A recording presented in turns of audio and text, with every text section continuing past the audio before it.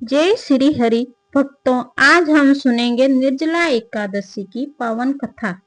ऐसी मान्यता है कि जो भक्त श्रद्धा से इस कथा को सुनता या पढ़ता है तो उसके जीवन के दुख दूर हो जाते हैं और भगवान विष्णु की कृपा बनी रहती है। तो चलिए कथा शुरू करते हैं। प्राचीन समय की बात है। पांडवों में भीमसेन सबसे शक्तिशाली थे। उसके शक्ति का कोई मुकाबला नहीं था। लेकिन भीमसेन का एक ही समस्या थी, उन्हें बहुत अधिक भूख लगती थी।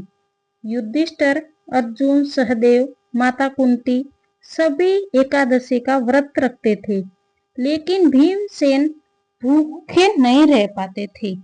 एक दिन भीमसेन परेशान होकर वेदव्यास जी के पास पहुंचे। भीमसेन बोले, गुरुदेव, मैं भगवान विष्णु का भक्त हूँ।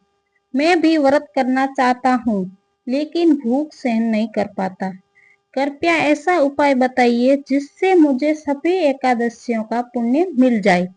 व्यास जी मुस्कुराए और बोले, हे भीम, ज्येष्ठ मास के शुक्ल पक्ष की एकादशी सबसे महान है। इसे निर्जला एकादशी भी कहते हैं। इस दिन बिना अन्न और बिना जल ग्रहण किए व्रत रखा जाता है। यदि तुम ये व्रत कर लो तो तुम्हें वर्ष की सभी एकादशियों का फल मिल जाएगा।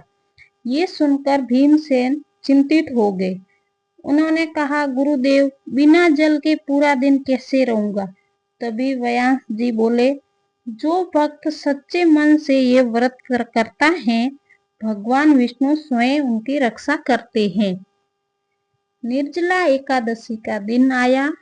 सुबह सूर्योदय से पहले भीमसेन गंगा स्नान करके आए। उन्होंने पीले वस्त्र धारण किए और भगवान विष्णु की पूजा की। पूरे दिन उन्होंने अन्न और जल का त्याग किया। धीरे धीरे समय बीतने लगा।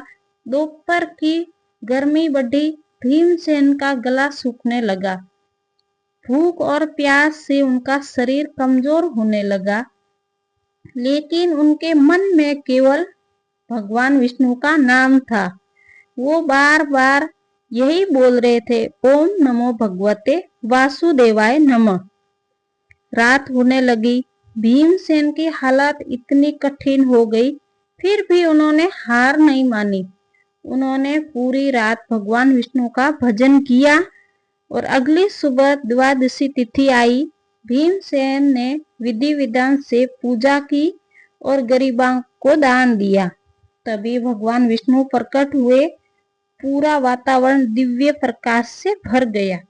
भगवान विष्णु बोले, हे भीमसेन, तुम्हारी श्रद्धा और भक्ति से मैं अत्यंत प्रसन्न हूँ। जो भक्त निर्जला एकादशी का व्रत करेगा, उसे एकादशी का पुण्य प्राप्त होगा। भीमसेन ने भगवान विष्णु को प्रणाम किया और तब से निर्जला एकादशी का व्रत संसार में प्रतिष्ठित हो गया।